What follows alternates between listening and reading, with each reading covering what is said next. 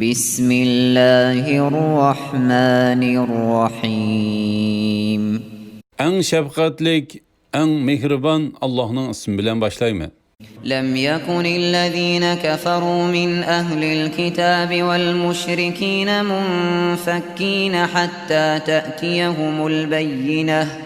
Ehli kitaptın, yani Yahudiler ve Nasaralardan kafir boğanlar ve müşrikler özlerine roşen delil kelgenge kadar küfrüden ayrılgıcı olmadı. رسول من الله يتلو صحفا مطهرة. O roşen delil pak sahifelerini tilavet kılıp durduğun Allah tarafından kelgen peygamberdir. فيها كتب قيمة. O sahifeler doğru ahkamlarını öz içine algan.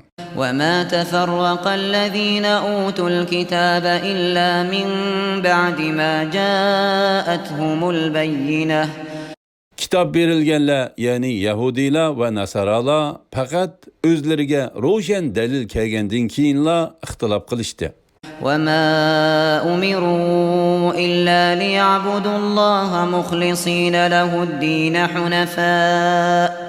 حنفاء ويقيموا الصلاة ويؤتوا الزكاة وذلك دين القيمة. Ular fakat ibadetini Allah'a halis qilgan, haq dinga itiqad qilgan holda yolg'iz Allohga ibodat qilishga buyurildi.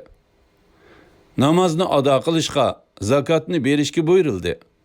Ana shular, ya'ni ibodat, ixlos, namoz, zakotlar to'g'ri dindir.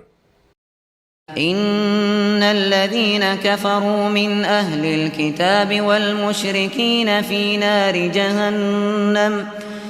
نار جهنم خالدين فيها أولئك هم شر البرية.